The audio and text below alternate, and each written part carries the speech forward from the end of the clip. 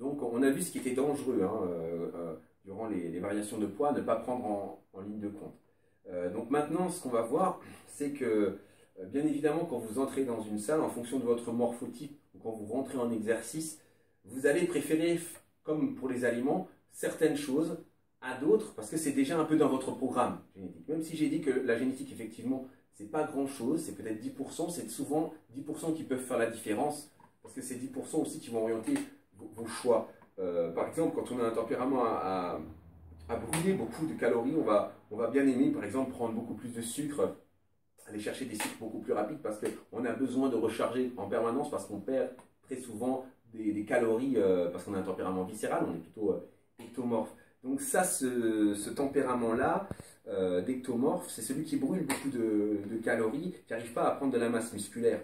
Donc il y a eu dans les questions de ma vidéo sur la prise de masse, il y a eu ce genre de questions, ouais, j'arrive pas, je mange 2500 calories, et puis je prends beaucoup au niveau de certaines zones et pas à d'autres niveaux. D'où c'est que ça vient? Alors c'est simplement les zones qui ne sont pas habituées à travailler. Ces zones-là sont considérées par le corps comme des zones de stockage et pas des zones de déstockage. Ça veut dire que ce sont des réserves en quelque sorte. Vous avez vu les chameaux par exemple, hein, pour prendre une comparaison, les bosses ne travaillent jamais, hein, c'est les pattes qui travaillent. Vous avez les pattes, elles sont toutes fines par rapport aux bosses. Bah, le corps réagit un peu de la même façon. Si vous ne travaillez pas souvent, vos abdominaux, ils n'ont pas l'habitude de travailler, donc il va se passer ce qu'on appelle un relâchement viscéral. Donc ce relâchement des viscères qui crée justement ce ventre-là, c'est dû à deux choses. La première, c'est la dilatation de l'estomac, hein, la dilatation de l'estomac, parce que vous savez que l'estomac peut prendre 1,5 kg maximum. Le bol alimentaire, c'est 1,5 kg. Ça veut dire qu'au bout d'1,5 kg de nourriture, l'estomac se bloque. Il faut savoir aussi qu'après après 22 heures, le système digestif arrête son travail et il le reprendra le lendemain matin. Donc si vous mangez après 22 heures, faites attention parce que ça reste dans l'estomac, donc c'est pour ça que ça peut provoquer des troubles au niveau du sommeil, ça faut le savoir. Donc cette dilatation là, parce que c'est du tissu lisse, hein, c'est le muscle lisse, l'estomac, donc ça va se dilater jusqu'à 1,5 kg. Et puis donc si vous avez l'habitude de manger, l'estomac va avoir tendance à rester à cette dimension-là de façon à faciliter la digestion. Donc dans un premier temps, c'est comme ça que ça se passe. Mais ensuite, si vous ne consommez pas assez de fibres, notamment pour faciliter le protocole de la digestion, automatiquement la graisse viscérale va commencer à se mettre en place. Et c'est une graisse qui obstrue la capacité de l'intestin à assimiler les bons aliments. D'accord? Donc la graisse viscérale va se coller en plus dans la paroi abdominale, et ça va augmenter au fur et à mesure ce qu'on appelle la ptose abdominale. Alors après, quand il n'y a plus assez de place sur l'avant, pour quand même essayer de soulager un maximum l'estomac, la graisse va se placer sur la taille. D'accord? Une réserve qui est en général laissée tranquille. Comme le corps sait que cette réserve-là est laissée tranquille, pour assurer sa survie, il va préférer stocker sur une zone qui est laissée tranquille. C'est logique, comme ça pour lui, il pourra vivre plus longtemps en cas de famine parce que ces zones-là ne sont pas travaillées. Donc, il va stocker sur le côté. C'est pour ça que vous avez un stockage de graisse qui va être localisé sur certaines zones. C'est des zones qui sont en sommeil, on appelle ça. Donc, il faut réveiller ces zones, il faut les faire travailler, il faut les faire bouger. À travers le mouvement, ces zones vont être de nouveau réanimées, vont de nouveau être rééduquées en quelque sorte. Le système sanguin va aussi irriguer à nouveau ces zones-là, qui n'étaient pas des zones mortes, mais des zones en sommeil.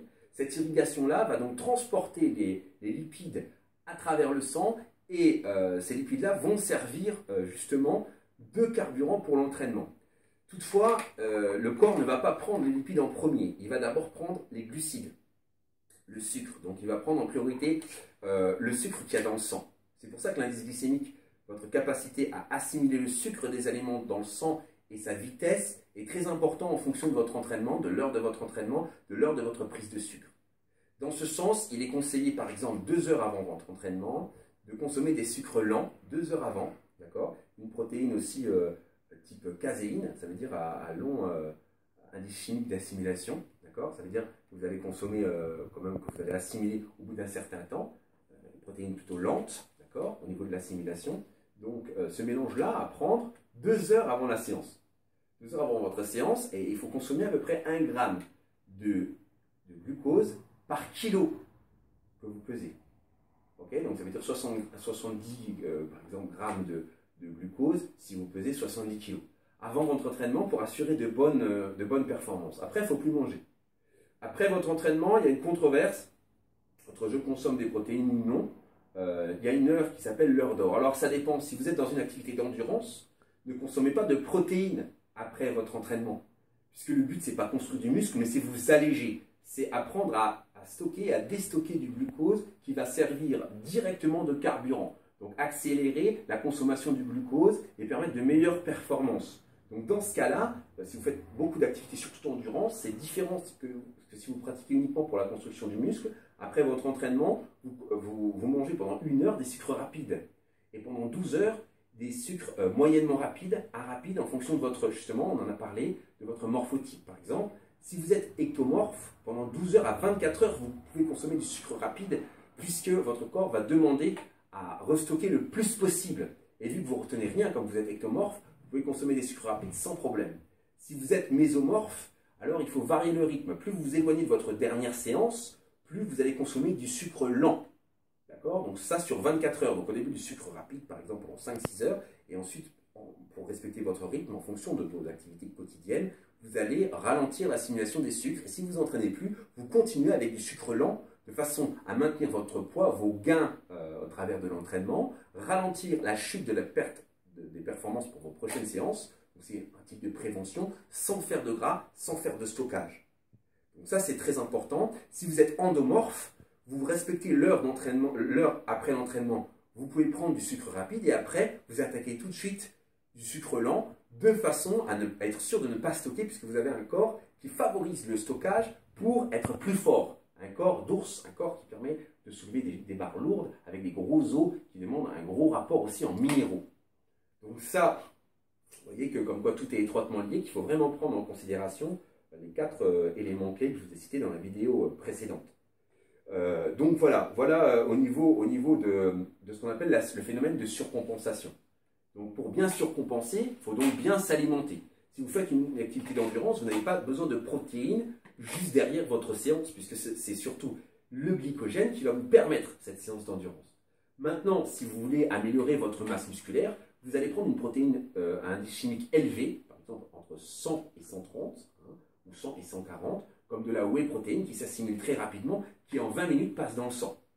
Parce qu'à la fin de votre entraînement, vous avez une poussée d'insuline naturelle. Vous pouvez rajouter du sucre, ça facilite encore plus l'assimilation de la protéine, mais naturellement, vous avez déjà cette poussée d'insuline qui vous permet l'assimilation pendant 1 heure de votre protéine whey à indice chimique qui va se situer jusqu'à 140, de 100 à 140.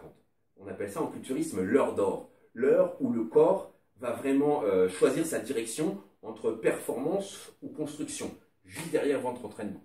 Cette prise de protéines-là n'empêche pas de revenir en glycogène au fur et à mesure si vous n'êtes pas dans un processus de définition musculaire de sèche, où là, il faut puiser dans ces réserves caloriques. Qui dit calories, dit limitation, bien évidemment, du stock de glucose, parce qu'il faut savoir quand même qu'une molécule de glucose, c'est 4 calories. Une molécule de lipides, c'est 9 calories. Une molécule de protéines, c'est aussi 4 calories. Seulement la différence entre la protéine, molécule de protéine et la molécule de glucose, c'est que la protéine va nécessiter 70% de son énergie calorifique, donc plus de 2 calories, presque 3 calories, pour pouvoir être assimilée par le corps, parce que la protéine est difficilement assimilable par le corps. Et vous savez en ça que la meilleure protéine naturelle qui existe, c'est le blanc d'œuf. Parce que le blanc d'œuf, l'indice chimique est à 100, c'est la protéine de référence, c'est celle qui est le plus assimilable par le corps, sans adjuvant chimique pour mieux l'assimiler, si vous voulez. Donc naturellement, c'est l'œuf qui est au top, le blanc d'œuf qui est au top pour l'assimilation, qui nécessite le moins d'efforts au corps pour être assimilé. Mais il faut quand même compter 70% d'énergie de la protéine pour être assimilée. C'est pourquoi les régimes hyperprotéiques fonctionnent, parce que comme il vous faut 70%, plus vous allez prendre de la protéine, plus vous allez demander d'efforts à votre corps pour assimiler cette protéine, puisque c'est 70%, plus 70%, plus 70%, à chaque fois, vous tapez au moins dans 20% dans vos réserves pour assimiler votre protéine. Donc plus vous prenez de protéines, plus vous allez sécher, mais en même